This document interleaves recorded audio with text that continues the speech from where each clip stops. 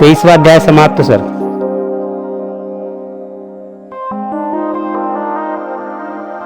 कलयुगी राजाओं और कलिधर्मों का वर्णन तथा राजवंश वर्णन का उपसंहार। श्री पराशर जी बोले, बृहद्रथ वंश का रिपुंजय नामक जो अंतिम राजा होगा, उसका सुनिक नामक एक मंत्री होगा। वो अपने स्वामी रिपुंजय को मारकर अपने पुत्र प्रद्योत का राज्याभिषेक करेगा। उसका पुत्र बलाक होगा। बलाक का विशाखायुग, विशाखायुग का जनक, जनक का नंदिवर्धन तथा नंदिवर्धन का पुत्र नंदी होगा। ये 5 प्रद्योत वंशीय नृपतिगण 138 वर्ष पृथ्वी का पालन करेंगे। नंदी का पुत्र शिशुनाभ होगा। शिशुनाभ का काकवर्ण, काकवर्ण का क्षेमधर्मा, क्षेमधर्मा का शतौजा, शतौजा का विधिसार, विधिसार का अजातशत्रु, अजातशत्रु का अभ्रक, अभ्रक का उदयन, उदयन का नंदिवर्धन और नंदिवर्धन का पुत्र महानंदी होगा। ये शिशुनाभ वंशीय नृपतिगण 362 वर्ष पृथ्वी का शासन करेंगे। महानंदी के शूद्रा के गर्भ से उत्पन्न महापद्म नामक नंद दूसरे परशुराम के समान संपूर्ण क्षत्रियों का नाश करने वाला होगा। तब से शूद्र जातीय राजा राज्य करेंगे। राजा महापद्म संपूर्ण पृथ्वी का एक क्षत्र और अनुलंघित राज्य शासन करेगा। उसके सुमाली आदि 8 पुत्र होंगे जो महापद्म के पीछे पृथ्वी का राज्य भोगेंगे। महापद्म और उसके पुत्र 100 वर्ष तक पृथ्वी का शासन करेंगे। तदनंतर इन 9 नंदों को कौटिल्य नामक एक ब्राह्मण नष्ट करेगा। उनका अंत होने पर मौर्य नृपतिगण पृथ्वी को भोगेंगे। कौटिल्य ही मुरा नाम की दासी से नंद द्वारा उत्पन्न हुए चंद्रगुप्त को राज्याभिषिक्त करेगा। चंद्रगुप्त का पुत्र बिंदुसार, बिंदुसार का अशोकवर्धन, अशोकवर्धन का सुयशा, सुयशा का दशरथ, दशरथ का संयुक्त, संयुक्त का शालिशुक, शालिशुक का सोम शर्मा, सोम शर्मा का शतधनवा तथा शतधनवा का पुत्र बृहद्रथ होगा। इस प्रकार 173 वर्ष तक ये 10 मौर्य वंशीय राजा राज्य करेंगे। इनके अनंतर पृथ्वी में 10 शुंग वंशीय राजागण होंगे। उनमें पहला पुष्यमित्र नामक सेनापति अपने स्वामी को मारकर स्वयं राज्य करेगा। उसका पुत्र अग्निमित्र होगा। अग्निमित्र का पुत्र सुज्येष्ठ, सुज्येष्ठ का वसुमित्र, वसुमित्र का उंदक, उंदक का पुलिंदक, पुलिंदक का घोषवसु, घोषवसु का वज्रमित्र, वज्रमित्र का भागवत और भागवत का पुत्र देवभूत होगा। ये शुंग नरेश 112 वर्ष पृथ्वी का भोग करेंगे। इसके अनंतर ये पृथ्वी कर्ण व भूपालों के अधिकार में चली जाएगी। शुंग वंशीय अति व्यसनशील राजा देवभूति को कर्ण वंशीय वसुदेव नामक उसका मंत्री मारकर स्वयं राज्य भोगेगा। उसका पुत्र भूमित्र, भूमित्र का नारायण तथा नारायण का पुत्र सुशर्मा होगा। ये 4 काणव भूपतिगण 45 वर्ष पृथ्वी के अधिपति रहेंगे। कर्ण वंशीय सुशर्मा को उसका बलिपुच्छक नाम वाला आंध्र जातीय सेवक मारकर स्वयं पृथ्वी का भोग करेगा। उसके पीछे उसका भाई कृष्ण पृथ्वी का स्वामी होगा। उसका पुत्र शांतकर्णी होगा। शांतकर्णिका का पुत्र पुरोणोत्संग, पुरोणोत्संग का शातकर्णी, शातकर्णी का लंबोदर, लंबोदर का पिलक, पिलक का मेघस्वाति, मेघस्वाति का पटुमान, पटुमान का अरिष्टकर्मा, अरिष्टकर्मा का हालाहल, हालाहल का पल्ललक, पल्ललक का पुलिंद सेन, पुलिंद सेन का सुंदर, सुंदर का शातकर्णी दूसरा, शातकर्णी का शिवस्वाति, शिवस्वाति का गोमती पुत्र, गोमती पुत्र का अलिमान, अलिमान का शांतकर्णी दूसरा, शांतकर्णिका का शिवश्रित, शिवश्रित का शिवस्कंद, शिवस्कंद का यज्ञश्री, यज्ञश्री का द्वियज्ञ, द्वियज्ञ का चंद्रश्री और चंद्रश्री का पुत्र पुलोमाची होगा। इस प्रकार ये 30 आंध्रभृत राजागण 456 वर्ष पृथ्वी को भोगेंगे। इनके पीछे 7 आभीर और 10 गर्दभील राजा होंगे। फिर 16 शक राजा होंगे। उनके पीछे 8 यवन, 14 तुर्क, 13 मुंड, गुरुंड और 11 मौन जातीय राजा लोग 1090 वर्ष पृथ्वी का शासन करेंगे। इनमें से भी 11 मौन राजा पृथ्वी को 300 वर्ष तक भोगेंगे। इनके उच्छिन्न होने पर कैंकिल्य नामक यवन जातीय अभिषेक रहित राजा होंगे। उनका वंशधर विंध्य शक्ति होगा। विंध्य शक्ति का पुत्र पुरंजय होगा। पुरंजय का रामचंद्र, रामचंद्र का धर्मवर्मा, धर्मवर्मा का वंग, वंग का नंदन तथा नंदन का पुत्र सुनंदी होगा। सुनंदी के नंदियशा, शुक्र और प्रवीर ये 3 भाई होंगे। ये सब 106 वर्ष राज करेंगे। इसके पीछे 13 इनके वंश के और 3 बार्हिक राजा होंगे। उनके बाद 13 पुष्पमित्र और पटुमित्र आदि तथा 7 आंध्र मांडलिक भूपति गण होंगे तथा 9 राजा क्रमशः कोसल देश में राज्य करेंगे। निषद देश के स्वामी भी ये ही होंगे। मगध देश में विश्वस्फटिक नामक राजा अन्य वर्णों को प्रवृत्त करेगा। वो कैवर्त, वटु, पुलिंद और ब्राह्मणों को राज्य में नियुक्त करेगा। संपूर्ण क्षत्रिय जाति को उच्छिन्न कर पद्मावती पुरी में नागगण तथा गंगा के निकटवर्ती प्रयाग और गया में मागध और गुप्त राजा लोग राज्य भोग करेंगे। कोसल, आंध्र, पुंड्र, ताम्रलिप्त और समुद्र तटवर्ती पुरी की देवरक्षित नामक एक राजा रक्षा करेगा। कलिंग, माहिष, महेंद्र और भौम आदि देशों को ग्रह नरेश भोगेंगे। नैषद, नैमिषक और कालकोशक आदि जनपदों को मणिधान्यक वंशीय राजा भोगेंगे। त्रैराज्य और मुशिक देशों पर कनक नामक राजा का राज्य होगा। सौराष्ट्र, अवंती, शूद्र, आभीर तथा नर्मदा तटवर्ती मरुभूमि पर वाज्र, बीज, आभीर और शूद्र आदि का आधिपत्य होगा। समुद्र तट, दावी, कोरवी, चंद्रभागा और काश्मीर आदि देशों का व्रात्य, मलिच्छ और शूद्र आदि राजागण भोग करेंगे। ये संपूर्ण राजा लोग पृथ्वी में एक ही समय में होंगे। ये थोड़ी प्रसन्नता वाले, अत्यंत क्रोधी, सर्वदा अधर्म और मिथ्या भाषण में रुचि रखने वाले, स्त्री, बालक और गौ की हत्या करने वाले, परधन हरण में रुचि रखने वाले, अल्पशक्ति, तमह प्रधान, उत्थान के साथ ही पतनशील, अल्पायु, महती कामना वाले, अल्प पुण्य और अत्यंत लोभी होंगे। ये संपूर्ण देशों को परस्पर मिला देंगे तथा उन राजाओं के आश्रय से ही बलवान और उन्हीं के स्वभाव का अनुकरण करने वाले मलेच्छ तथा आर्य विपरीत आचरण करते हुए सारी प्रजा को नष्ट भ्रष्ट कर देंगे। तब दिन दिन धर्म और अर्थ का थोड़ा थोड़ा ह्रास तथा क्षय होने के कारण संसार का क्षय हो जाएगा। उस समय अर्थ ही कुलीनता का हेतु होगा, बल ही संपूर्ण धर्म का हेतु होगा, पारस्परिक रुचि ही दाम्पत्य संबंध की हेतु होगी, स्त्रीत्व ही उपभोग का हेतु होगा, अर्थात स्त्री की जाति कुल आदि का विचार न होगा। मिथ्या भाषण ही व्यवहार में सफलता प्राप्त करने का हेतु होगा। जल की सुलभता और सुगमता ही पृथ्वी की स्वीकृति का हेतु होगा, अर्थात पुण्य क्षेत्र आदि का कोई विचार न होगा। जहाँ की जलवायु उत्तम होगी वही भूमि उत्तम मानी जाएगी। यज्ञोपवीत ही ब्राह्मणत्व का हेतु होगा। रत्नादि धारण करना ही प्रशंसा का हेतु होगा। बाह्य चिन्ह ही आश्रमों के हेतु होंगे। अन्याय ही आजीविका का हेतु होगा। दुर्बलता ही बेकारी का हेतु होगा। निर्भयता पूर्वक धृष्टता के साथ बोलना ही पांडित्य का हेतु होगा। निर्धनता ही साधुत्व का हेतु होगी। स्नान ही साधन का हेतु होगा। दान ही धर्म का हेतु होगा। स्वीकार कर लेना ही विवाह का हेतु होगा, अर्थात संस्कार आदि की अपेक्षा न कर पारस्परिक स्नेह बंधन से ही दाम्पत्य संबंध स्थापित हो जाएगा। भली प्रकार बंठन कर रहने वाला ही सुपात्र समझा जाएगा। दुर्देश का जल ही तीर्थोदत्त का हेतु होगा तथा छद्म वेश धारण ही गौरव का कारण होगा। इस प्रकार पृथ्वी मंडल में विविध दोषों के फैल जाने से सभी वर्णों में जो जो बलवान होगा वही वही राजा बन बैठेगा।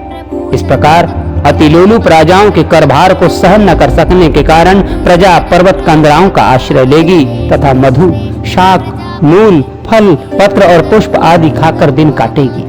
वृक्षों के पत्र और वत्कल ही उनके पहनने और ओढ़ने के कपड़े होंगे। अधिक संतानें होंगी। सब लोग शीत, वायु, घाम और वर्षा आदि के कष्ट सहेंगे। कोई भी 23 वर्ष तक जीवित न रह सकेगा। इस प्रकार कलयुग में यह संपूर्ण जन समुदाय निरंतर क्षीण होता रहेगा। इस प्रकार श्रौत और स्मार्त धर्म का अत्यंत ह्रास हो जाने तथा कलयुग के प्रायः बीत जाने पर संभल ग्राम निवासी ब्राह्मण श्रेष्ठ विष्णु यशा के घर संपूर्ण संसार के रचयिता चराचर गुरु आदि मध्यांत शून्य ब्रह्ममय आत्मस्वरूप भगवान वासुदेव अपने अंश से अष्ट ऐश्वर्य युक्त कल्पी रूप से संसार में अवतार लेकर असीम शक्ति और महात्म से संपन्न हो सकल मलेच्छ, दस्यु, दुष्टाचारी तथा दुष्ट चित्तों का क्षय करेंगे और समस्त प्रजा को अपने अपने धर्म में नियुक्त करेंगे। इसके पश्चात समस्त कलयुग के समाप्त हो जाने पर रात्रि के अंत में जागे हुओं के समान तत्कालीन लोगों की बुद्धि स्वच्छ स्फटिक मणि के समान निर्मल हो जाएगी। उन बीजभूत समस्त मनुष्यों से उनकी अधिक अवस्था होने पर भी उस समय संतान उत्पन्न हो सकेगी। उनकी वे संतानें सत्ययुग के ही धर्मों का अनुसरण करने वाली होंगी। इस विषय में ऐसा कहा जाता है कि जिस समय चंद्रमा, सूर्य और बृहस्पति पुष्य नक्षत्र में स्थित होकर एक राशि पर एक साथ आवेंगे, उसी समय सतयुग का आरंभ हो जाएगा। हे मुनिश्रेष्ठ, तुमसे मैं ये समस्त वंशों के भूत, भविष्यत और वर्तमान संपूर्ण राजाओं का वर्णन कर दिया। परीक्षित के जन्म से नंद के अभिषेक तक 1050 वर्ष का समय जानना चाहिए। सप्तर्षियों में से जो पुलत्स्य और कृतु, दो नक्षत्र आकाश में पहले दिखाई देते हैं, उनके बीच में रात्रि के समय जो दक्षिणोत्तर रेखा पर समदेश में स्थित अश्वनी आदि नक्षत्र हैं, उनमें से प्रत्येक नक्षत्र पर सप्तर्षिगण 100 वर्ष रहते हैं। हे द्विजोत्तम, परीक्षित के समय वे सप्तर्षिगण मधा नक्षत्र पर थे। उसी समय 1200 वर्ष प्रमाण वाला कलयुग आरंभ हुआ था। हे द्विज, जिस समय भगवान विष्णु के अंशावतार भगवान वासुदेव निज धाम को पधारे थे, उसी समय पृथ्वी पर कलयुग का आगमन हुआ था। जब तक भगवान अपने चरण कमलों से इस पृथ्वी का स्पर्श करते रहे, तब तक पृथ्वी से संसर्ग करने की कलयुग की हिम्मत न पड़ी। सनातन पुरुष भगवान विष्णु के अंशावतार श्री कृष्ण चंद्र के स्वर्गलोक पधारने पर भाइयों के सहित धर्मपुत्र महाराज युधिष्ठिर ने अपने राज्य को छोड़ दिया। कृष्णचंद्र के अंतर्धान होने पर विपरीत लक्षणों को देखकर पांडवों ने परीक्षित को राज्य पद पर अभिषिक्त कर दिया। जिस समय ये सप्तर्षिगण पूर्वाषाढ़ा नक्षत्र पर जाएंगे, उसी समय राजा नंद के समय से कलयुग का प्रभाव बढ़ेगा। जिस दिन भगवान कृष्णचंद्र परमधाम को गए थे, उसी दिन कलयुग उपस्थित हो गया था। अब तुम कलयुग की वर्ष संख्या सुनो। द्विज, मानवीय वर्ष गणना के अनुसार कलयुग 3,60,000 वर्ष रहेगा। इसके पश्चात 1200 दिव्य वर्ष पर्यंत कृतयुग रहेगा। हे द्विजश्रेष्ठ, प्रत्येक युग में हजारों ब्राह्मण, क्षत्रिय, वैश्य और शूद्र महात्मा गण हो गए हैं। उनके बहुत अधिक संख्या में होने से तथा समानता होने के कारण कुलों में पुनरुक्ति हो जाने के भय से मैंने उन सब के नाम नहीं बतलाए हैं। पुरुवंशीय राजा देवापी तथा इक्ष्वाकु कुलोत्पन्न राजा पुरु, ये दोनों अत्यंत योग बल संपन्न हैं और कलाप ग्राम में रहते हैं। सत्य युग का आरंभ होने पर ये पुनः मर्त्य लोक में आकर क्षत्रिय कुल के प्रवर्तक होंगे। वे आगमी मनुवंश के बीज रूप हैं। सतयुग, त्रेता और द्वापर, इन तीनों युगों में इसी क्रम से मनुपुत्र पृथ्वी का भोग करते हैं। फिर कलयुग में उन्हीं में से कोई कोई आगामी मनु संतान के बीज रूप से स्थित रहते हैं, जिस प्रकार की आजकल देवापी और पुरु हैं। इस प्रकार मैंने तुमसे संपूर्ण राजवंशों का यह संक्षिप्त वर्णन कर दिया है। इनका पूर्णतया वर्णन तो 100 वर्ष में भी नहीं किया जा सकता।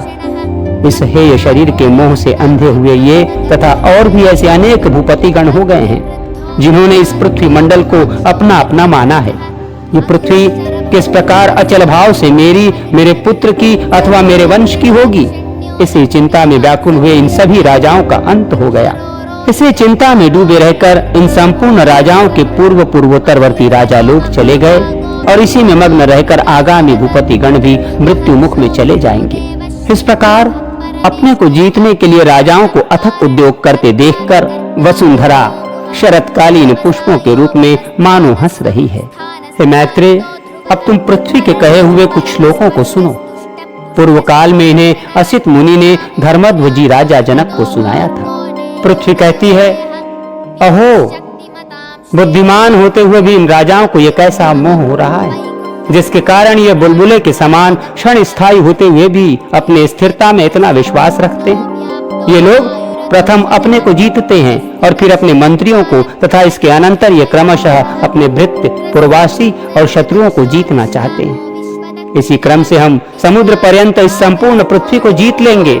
ऐसी बुद्धि से मोहित हुए ये लोग अपनी निकटवर्तिनी मृत्यु को नहीं देखते। यदि समुद्र से घिरा हुआ ये संपूर्ण भूमंडल अपने वश में हो ही जाए, तो भी मनोजय की अपेक्षा इसका मूल्य ही क्या है, क्योंकि मोक्ष तो मनोजय से ही प्राप्त होता है। जिसे छोड़कर इनके पूर्वज चले गए तथा जिसे अपने साथ लेकर इनके पिता भी नहीं गए, उसी मुझको अत्यंत मूर्खता के कारण ये राजा लोग जीतना चाहते हैं। जिनका चित्त ममतामय है, उन पिता पुत्र और भाइयों में अत्यंत मोह के कारण मेरे लिए परस्पर कलह होता है। जो राजा लोग यहाँ हो चुके हैं, उन सभी की ऐसी कुबुद्धि रही है कि ये संपूर्ण पृथ्वी मेरी ही है और मेरे पीछे ये सदा मेरी संतान की ही रहेगी।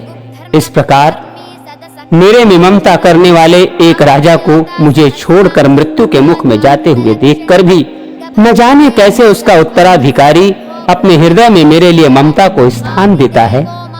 जो राजा लोग दूतों के द्वारा अपने शत्रुओं से इस प्रकार कहलाते हैं कि ये पृथ्वी मेरी है, तुम लोग इसे तुरंत छोड़कर चले जाओ, उन पर मुझे बड़ी हंसी आती है और फिर उन मूढ़ों पर मुझे दया भी आ जाती है। श्री पराशर जी बोले, हे मैत्रेय, पृथ्वी के कहे हुए इन श्लोकों को जो पुरुष सुनेगा उसकी ममता इसी प्रकार लीन हो जाएगी जैसे सूर्य के तपते समय बर्फ पिघल जाता है। इस प्रकार मैंने तुमसे भली प्रकार मनु के वंश का वर्णन कर दिया, जिस वंश के राजागण स्थिति कारक भगवान विष्णु के अंश थे। जो पुरुष इस मनुवंश का क्रमशः श्रवण करता है उस शुद्धात्मा के संपूर्ण पाप नष्ट हो जाते हैं। जो मनुष्य जितेंद्रिय होकर सूर्य और चंद्रमा के इन प्रशंसनीय वंशों का संपूर्ण वर्णन सुनता है, वो अतुलित धन धान्य और संपत्ति प्राप्त करता है।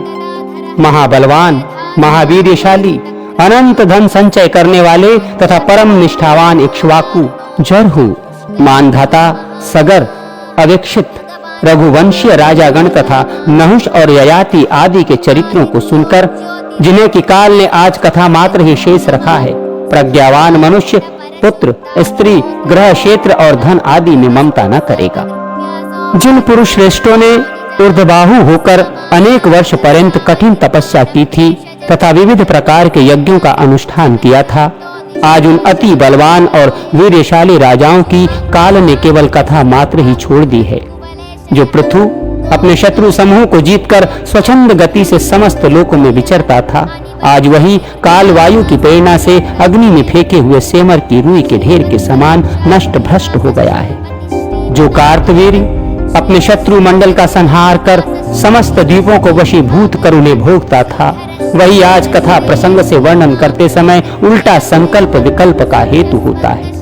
अर्थात उसका वर्णन करते समय यह संदेह होता है कि वास्तव में वो हुआ था या नहीं। समस्त दिशाओं को दैवीप्यमान करने वाले रावण, अवेक्षित और रामचंद्र आदि के क्षणभंगुर ऐश्वर्य को धिक्कार है, अन्यथा काल के क्षणिक कटाक्षपात के कारण आज उसका भस्म मात्र भी क्यों नहीं बच सका। जो मानधाता संपूर्ण भूमंडल का चक्रवर्ती सम्राट था, आज उसका केवल कथा में ही पता चलता है। ऐसा कौन मंद बुद्धि होगा जो ये सुनकर अपने शरीर में भी ममता करेगा। फिर पृथ्वी आदि में ममता करने की तो बात ही क्या है। भगीरथ, सगर, ककुतस्थ, रावण, रामचंद्र, लक्ष्मण और युधिष्ठिर आदि पहले हो गए हैं, ये बात सर्वथा सत्य है, किसी प्रकार भी मिथ्या नहीं है। किंतु अब वे कहाँ हैं, इसका हमें पता नहीं। हे विप्रवर, वर्तमान और भविष्यकालीन जिन जिन महावीरशाली राजाओं का मैंने वर्णन किया है, ये तथा अन्य लोग भी पूर्वोक्त राजाओं की भांति कथा मात्र शेष रहेंगे। ऐसा जानकर पुत्र, पुत्री और क्षेत्र आदि तथा अन्य प्राणी तो अलग रहें, बुद्धिमान मनुष्य को अपने शरीर में भी ममता नहीं करनी चाहिए।